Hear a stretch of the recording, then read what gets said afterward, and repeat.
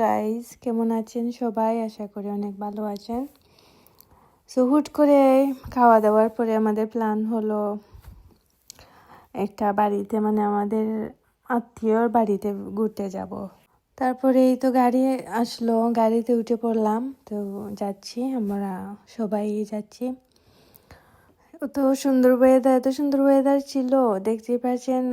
একটু একটু একদিকে কুয়াশা, একদিকে একটু রোদ, ভালোই লাগছিল। সো আমরা এখানে যাবো, আর সামনে গিয়ে আমরা কিছু কিনবো ওদের বাসার জন্য, এখানে একটু ব্রেক নেব। তারপরে এই তো আমরা বাড়িতে আসলাম। আসার পর এখান থেকে একটু দূরেই তাদের বাসা। যখন আমরা একজন আন্টির জন্য ওয়েট করছিলাম, উনি আসার জন্য। তো উনি আসলে আর কি আমরা রওনা দিব, দেখতেই পারবেন। শরীরটা অনেক খারাপ, অনেক দিন ধরে আসলে। তারপরে একটু ঘোরাঘুরি করলে ভালো লাগে, এর জন্যই আসলে বের হওয়া। কারণ ঘোরাঘুরি করতে কার না ভালো লাগে বলেন, সবারই ভালো লাগে। এই যে এখানে দেখতে পাচ্ছেন অনেক সুন্দর। সবাই এখন তো দানের সময়, সবাই দানটা নিয়ে করছে, রোদে শুকাচ্ছে, তারপর আবার তুলছে সন্ধ্যার আগে। এই যে একটা কথা কি জানেন, মানে এই যে দানের সিজনে যে একটা কাঁচা ফ্লেভার দানের, এই জিনিসটা আমার এত ভালো লাগে। আপনাদের কিরকম লাগে কমেন্ট করে জানাবেন। আমার এই সিজনের যে মানুষের দানটা শুকায়, কাঁচা দান এনে যে রোদে শুকায়, এই গ্রানটা ওয়াও, মানে এত শান্তির একটা স্মেল, মানে মনটা ভরে যায়। তারপর গাইজ এইদের দেখুন, ওদের বাড়িতে ঢুকে পড়লাম। জাস্ট আপনারা দেখেন ওদের বাড়িটা কি সুন্দর। মানে এখানে 4-5 কেয়ার জায়গা হবে, জায়গা জুড়ে ওদের বাসাটা।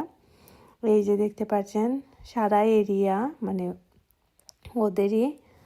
জাস্ট আপনারা দেখেন, মানে কি রাজকীয়ভাবে ওরা তৈরি করছে।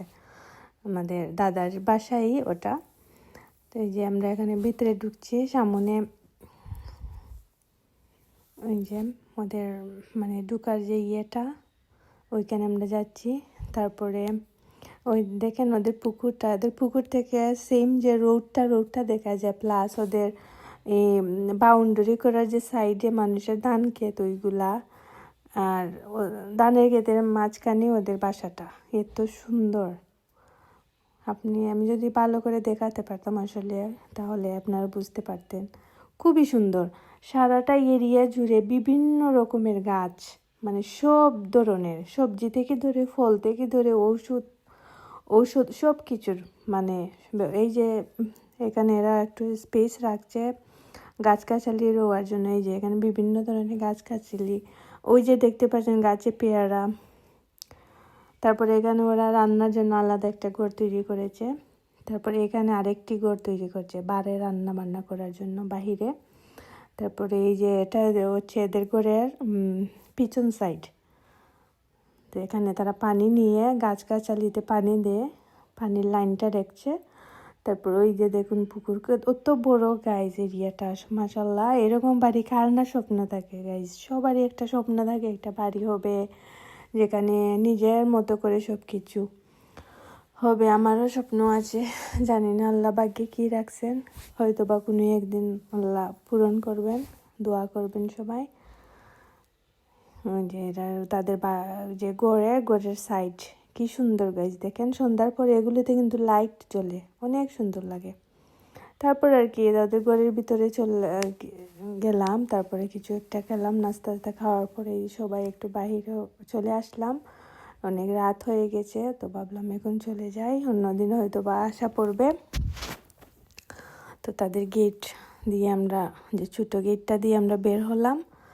তারপর সবাই সবার মতো চলে যাবেন আর কি। সো সবাই দোয়া করবেন গাইস, ভালো থাকবেন, আল্লাহ হাফিজ।